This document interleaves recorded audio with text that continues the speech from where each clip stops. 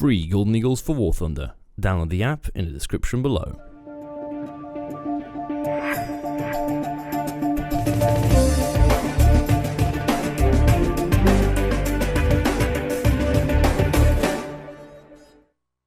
Hey guys, welcome back to War Thunder and welcome to some Swingfire gameplay. Now, people told me this thing is the worst ATGM in the game, and being a person who actually likes ATGMs and likes playing against them and thinks that they've added a bit of, variety to the matchmaker, I wasn't really excited about it. So there's a good reason why in my spading process, I've waited a very long time to do the top tier British tanks. It was the Swingfire that was kind of holding off me getting the Chieftain spaded or playing the Conqueror or playing the Falcon.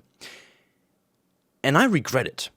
I regret it because I think the Swingfire is one of the most fun vehicles that I've played in the game to date. And it's not because it's good or because it's hilariously bad, it's just because there's something weird about putting an extremely aggressive playstyle onto a very passive tank. Now, people don't like ATGMs, I'm guessing because they can sit behind cover on the back of the map and shoot. Then again, I also don't like players who sit in the back of the map in the tanks and do nothing, because they're both equally non-contributable to their team. And because of that, it's very easy for me to say that if you don't like ATGMs, I'd say go and play the Swingfire, because it will change the way you look at rocket tanks. It just simply put as that. The Swingfire brings this little addition to the game, which is called fixed gun elevation. The rockets fire upwards, meaning that if there's a tank right next to you, and they don't know you're there, you can't kill them. You can't kill them because the rockets require a certain amount of distance before they can drop down to level ground. And because of that distance, this tank is extremely ineffective at short-range combat. And yet, it has one big advantage. You see, if you're not using the scope and just firing through buildings, and then using your kind of Mark 1 eyeball to shoot the tank from a third-person perspective, you can get what I'd like to call the simple 360 no-scope. I mean, fair enough, it's reasonably challenging to perform, it is not going to work on every map, it's not going to work against every team, but it's fun, and you can do it, and it can render what I think a lot of people think is a useless vehicle into a very fun and effective little aggressive machine. And this is what I want to touch on to today. It's ATGMs playing passive versus ATGMs playing aggressive, because there's very little difference between the two. Now, an ATGM that's aggressive is usually going to be behind cover less. And I do think that if you want to be behind cover in the sense of an ATGM, literally camping behind the map, is the only way to do it. Because as soon as you start moving, you're giving away your location. The trick of the ATGM that a lot of people see is probably, the fact that nobody knows where you are and you can shoot at them. This is great. It's great in theory, but in practice, there are game objectives, there are teammates calling for backup, there are aircraft strafing you. And when all of that's going on, you sitting at the back of the map is not really helping your team out, it's not helping you out, and in the long term, you're going to be worse off. So, to play aggressively in an ATGM is what made me like ATGMs. Now, of course, it rendered some of the effectiveness of the ATGM's, kind of hidden ability to sit somewhere behind cover and fire cross-map redundant. But I think that type of playstyle is redundant in itself. You can sit in the back of the map in any vehicle you want. It can be a tank, it can be a tank destroyer. You could sit on the back of the sand dunes of El Alamein in a mouse. How much work are you putting into the actual objectives? Because what I always ask myself is, what is your goal when playing the game? If my goal is to get a lot of kills with little effort and not die, then yes, camping in the back of the map is great. If my objective, though, is to have fun at the game, play aggressively, test my situational awareness, test my reaction, and help my team win, then no, sitting in the back of the map is not the way to go. And because of that, I never had a negative connotation to ATGMs, because when I played them aggressively, I saw they could be used, I also saw they had certain weaknesses.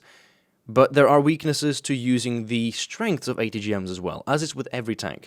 You could take any vehicle in the game, regardless of its historical role or its preferred role in the game, and play it as it's not intended. And yet here I am, playing the Swingfire extremely aggressively, I'm doing the objective, I'm helping my team win, and I'm having fun whilst doing it. And the reason I know this works is because there are results, there are physical results that prove to me I don't stress out playing this tank. I've actually played it on stream a couple of times, which tells you a lot because on stream you're usually under a bit of stress, you're not really focusing as much as you are, and I can play this thing pretty passive-aggressive and get decent results with it.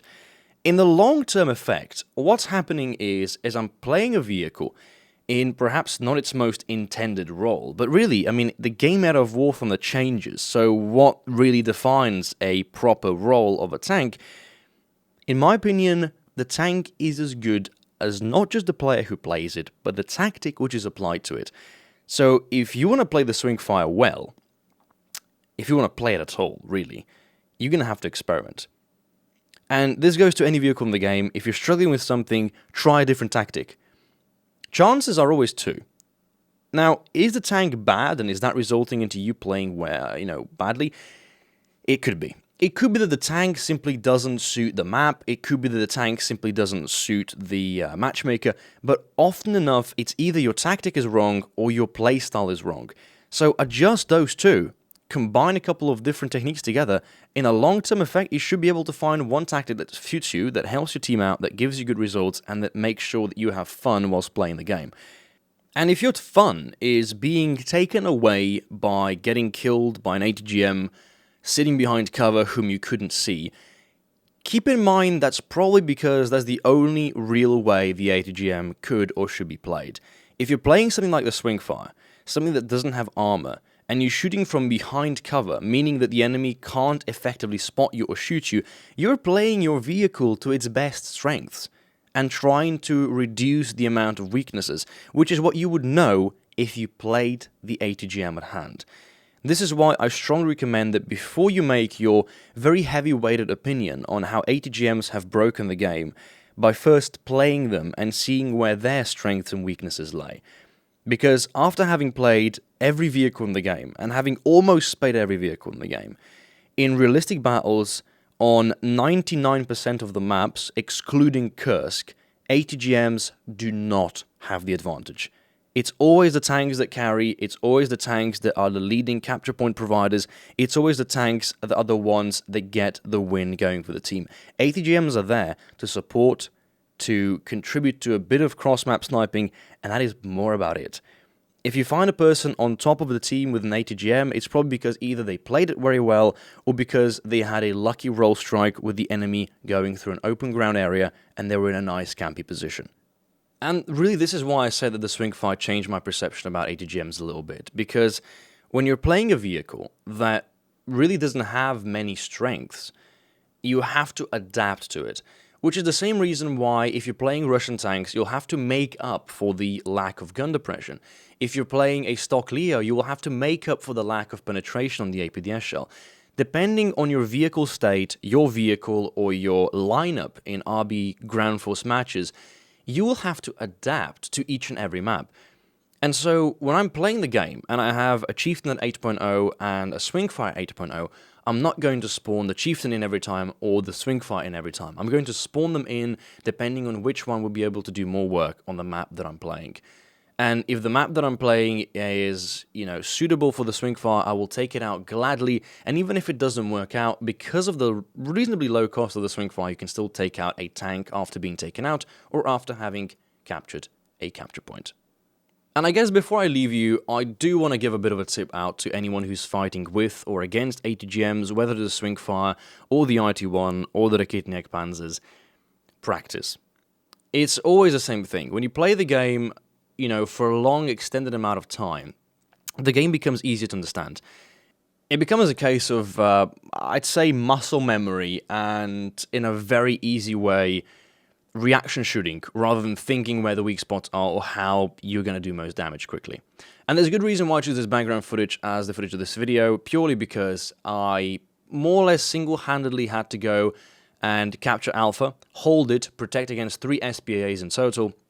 And by the way, SPAs are more dangerous against the Swingfire than tanks are. At least I'd be willing to argue that, having the Swingfire has very little to no armor. But there's a really better reason I choose this match for. Because at the start I pointed out how an ATGM camping in the back of the map is no better than a tank camping in the back of the map. They're both doing nothing for the positive result or outcome of the match. And at this very point, even though most of my team is dead, there's still a Centurion Mark 10 alive on the other side of the map, sitting on top of a cliff.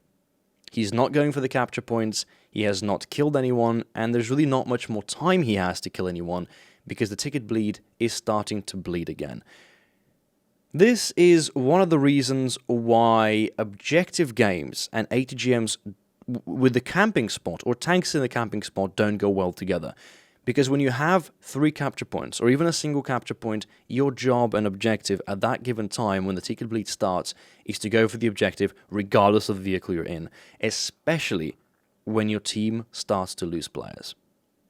Anyway guys, hope you enjoyed the video. Let me know what you think about the Swingfire if you have it. If you don't, I warmly recommend you go and play it out. It might change your opinion on ATGMs. And for those of you who are playing the game on objective given maps, please go and cap. It's gonna benefit you in the long term. Anyways, thanks for watching, and I'll catch you in the next one.